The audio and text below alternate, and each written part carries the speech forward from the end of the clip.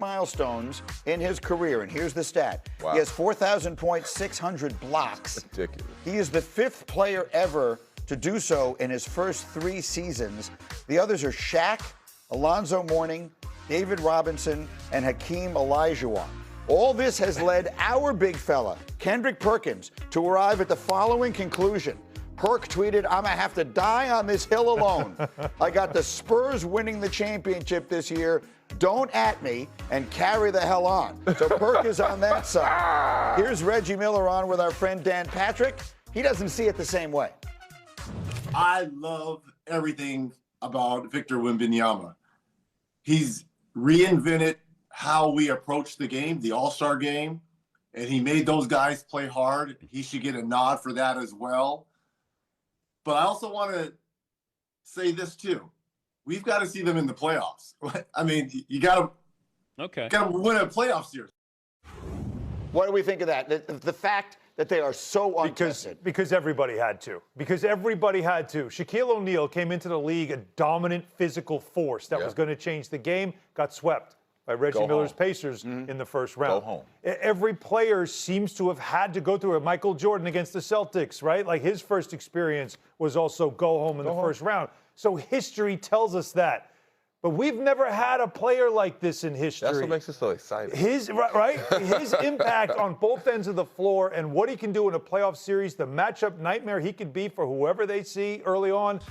I don't think you can have the same standard for him because I don't know if he's anything like any standard. To be clear, Jordan's first playoff experience you're talking about against Boston, that's when he scored 63 points in a game that they lost. And it wasn't enough. And they did wind up losing, exactly. So whether it's Wemby that we're worried about or whatever the reality of the situation is this Spurs team ready to do something almost no one does, and that is go from out of the playoffs to making it all the way to the NBA Finals? I think they have the right team and the right mindset for sure. I think the biggest thing that I see when I see all this Wemby talk is Wemby has sent a challenge out to the rest of the NBA.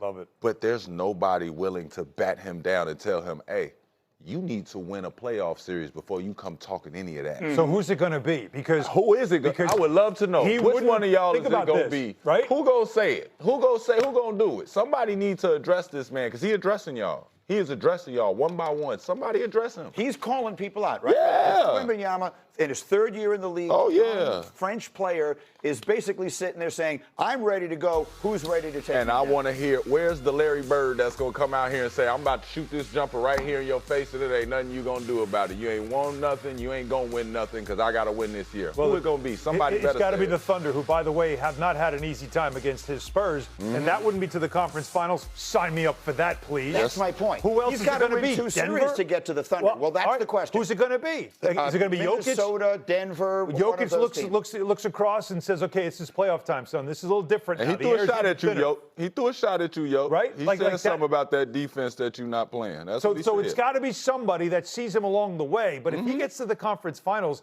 with the experience that he's had winning against them and how personal he takes that matchup, how can you say no? I'm not betting. I am not betting for it. Yeah, Perk, but you're I'm alone not on betting the against bet. it either. You're alone on the bet, Perk. I ain't gonna lie. You're leaving Perk alone on the mountain. You alone on that mountain. I ain't gonna lie. I've seen OKC. I've seen them go 10 deep. I've seen the different lineups, and I've seen what their bench could do. I know that San Antonio is a good team.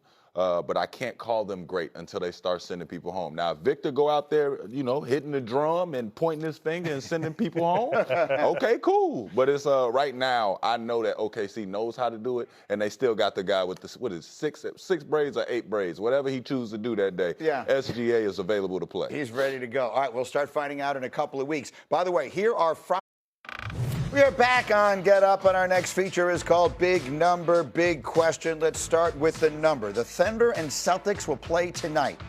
These are the 2 teams that have the shortest odds to make the NBA Finals.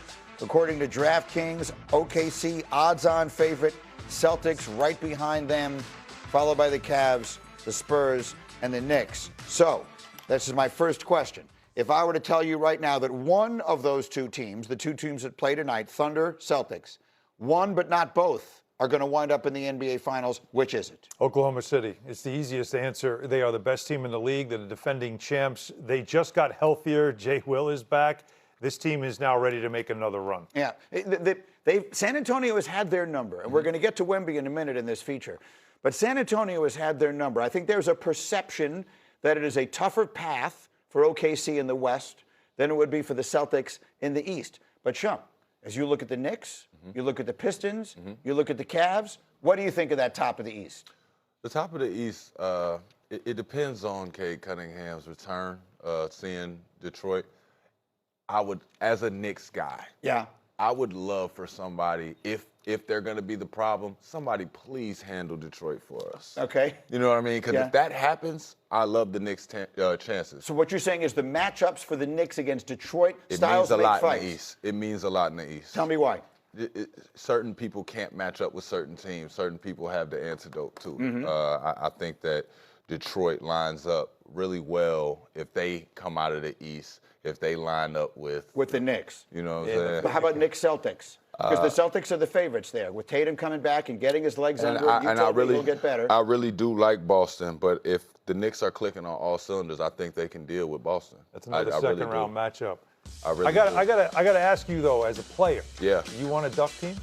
Did you? No, I don't. You never had that mentality, right? I've never understood why the Knicks haven't felt this. Game one, when they played Detroit, they should have known they're taking this a little too personal. Oh yeah. This is becoming a thing, and they were angry. You have to send that message back, and that's what the NBA is going back to. Wemby, we were just talking about it. Wemby bringing that trash talk and bringing that. It's okay to be across on the other side and say, hey, we don't like you either. But don't you think you'll get that in the playoffs? See, in the regular season, a veteran team in the regular season sees a young team like Detroit, and they're like, why are you so mad? Like, what are you? They're mad about last year. Okay, fine, we'll deal with this in the spring. I'll deal with that if you're a veteran championship team. Okay. Let's be a veteran championship team. I don't want to avoid look anybody. At somebody like that. No excuses. Play everybody. Let me get to Wembanyama here, because that's my next stat, and it gets interesting. Victor Wembanyama has reached certain very serious injury, right? He's got a collapsed lung. He hopes to be back for the Pistons in the regular season. One of the storylines here is that his eligibility for individual honors is now very much in doubt because of the 65-game rule for awards. The NBA Players Association yesterday released a scathing statement about how unfair they believe that is. Let me show you the statement. They said Cade Cunningham's potential ineligibility for postseason awards after a career-defining season is a clear indictment of the 65-game rule and yet another example of why it must be abolished or reformed to create an exception for significant injuries. Since its implementation, far too many deserving players have been unfairly disqualified from end-of-season honors by this arbitrary and overly rigid quota. Those are strong words. Shump, you're a player. What do you think of the 65-game threshold? Like it or don't like it?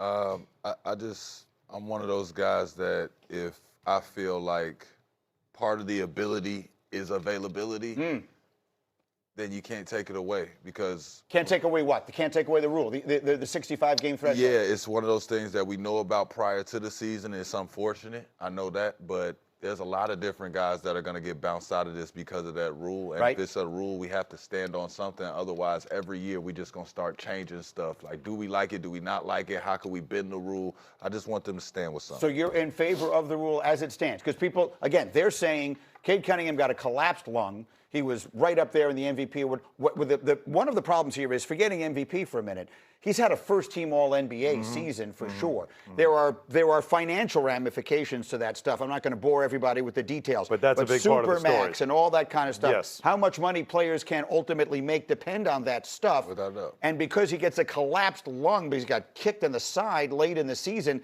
now he won't be eligible for that stuff, and it could impact him financially. I understand where the Players Association is coming from. What do you think of the 65-game rule? Well, to me, reform is the way to go, not abolish. Reform. That's what we want to do. So if you see Cade Cunningham has 61 games played already this season, and because of this issue, he can't finish the season, as a voter, you could say 61, okay, that's still 75% of the season. Right. It's all right.